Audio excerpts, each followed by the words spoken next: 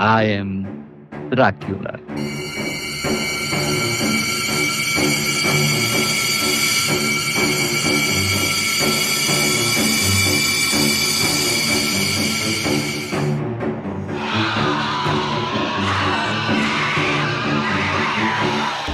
Gotico e horror affrontano il crinale tra la ragione e la follia.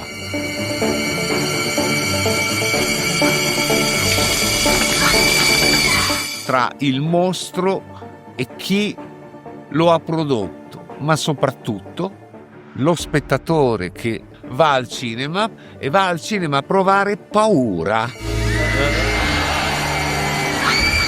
o anche disgusto, in un ambiente però, quello del cinema, estremamente protetto. In realtà il problema dell'horror è atavico. Dall'Homo sapiens al bambino di 2 anni, ci spiegano antropologia e psicoanalisi, è il buio a fare paura. Nel buio ci sono incubi, sogni, fantasmi.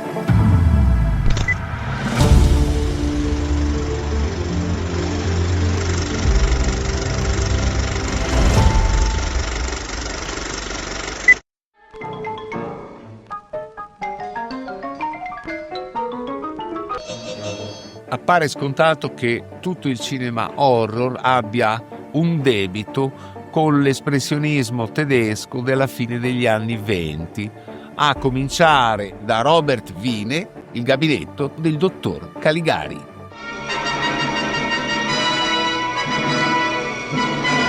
Ma poi arriveranno Frederick Murnau con il suo Nosferatu,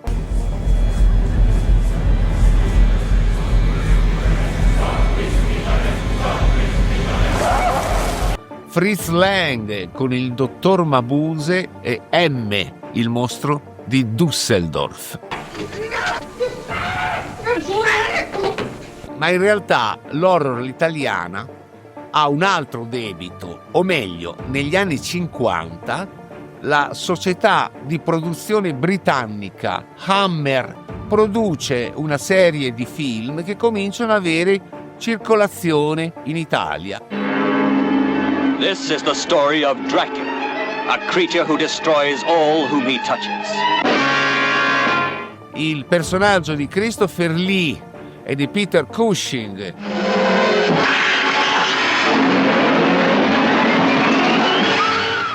Il regista più famoso, Terence Fisher, che farà 6 Frankenstein e 5 Dracula, cominciano a entrare nelle sale. Perché allora non fare anche noi dei film italiani? The Devil's Commandment. A fiend speaks, and beautiful girls become the victims of the most terrifying bloodlust ever shown on the screen. Il primo, 1957, si chiama I vampiri ed è fatto da Riccardo Freda. Fotografo assistente è Mario Bava. Tra i due c'è una enorme collaborazione, anche se poi ci saranno alla fine degli scritti sull'attribuzione di chi ha girato il film o meno. Horror, anguish and terror. Il film successivo è di Mario Bava, La maschera del demonio. Qual è la differenza tra questi film italiani e quelli della Hammer Film? Quelli italiani utilizzano scenari leggermente diversi, scantinati, ragnatele, bari, scheletri. In qualche modo si rifanno, nella semplicità della trama, ai classici, trasformati in un modo originale talvolta. My blood is no longer your blood. The spirits of evil have rendered that tie between us forever, and an accursed poison flows in your veins. Diceva Riccardo Freda, in ogni mio film io metto sempre una porta che si spalanca sul buio. E l'orribile segreto del dottor Hitchcock, chiaro che si utilizza il nome di Hitchcock proprio perché Hitchcock nel 1960 ha finalmente successo in Italia con Psycho. prima era quasi sempre ignorato, i suoi film non avevano una grande fortuna. Poi ci sarà un altro film interessante, I Tre volti della paura, starring the incomparable Boris Karloff. tutte coproduzioni, francesi, spagnole, tedesche. Funzionano in Italia? No. Black Sabbath. Incassano poco più di 100 milioni. La redditività vera di questo genere inizialmente è nelle vendite all'estero, perché nelle vendite all'estero funzionano. Infatti un giornalista domanda a Mario Bava: ma perché i vostri film non funzionano in Italia e sono amatissimi negli Stati Uniti, in Francia, in Germania? Perché loro sono più fessi di noi. Con quella mentalità leggermente bambinesca, non dico per gli americani, che li rispetto molto, però hanno una mentalità bambinesca. Negli anni 70 una svolta. Tu hai già ucciso e sento che ucciderai ancora. La dà anche Dario Argento, dopo aver finito con la sua trilogia Il giallo all'italiana, arrivando a Suspiria, Inferno, ma il crinale sostanzialmente che divide e entra nel genere è Profondo Rosso.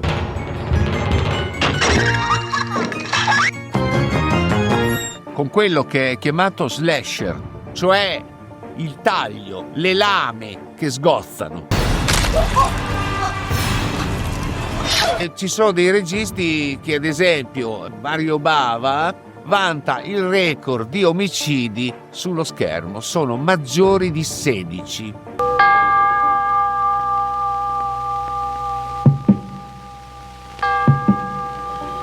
Il genere horror comincia a incontrare davvero successo in Italia grazie all'arrivo, ad esempio, di Rosemary's Baby, di Polanski.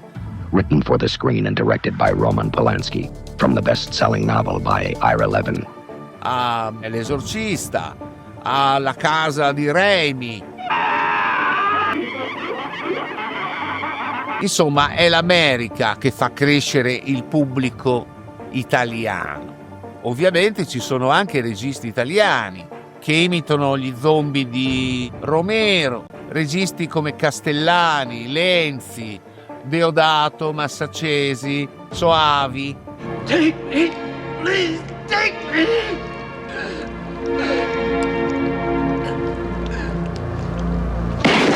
Prodotti veramente modesti da un punto di vista tecnico, però finalmente incassano, finalmente hanno raggiunto il successo.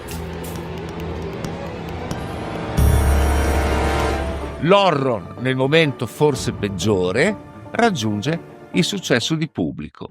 Prepara la mia bara da viaggio. Devo partire per l'Italia. Non va dimenticato un film particolarmente originale.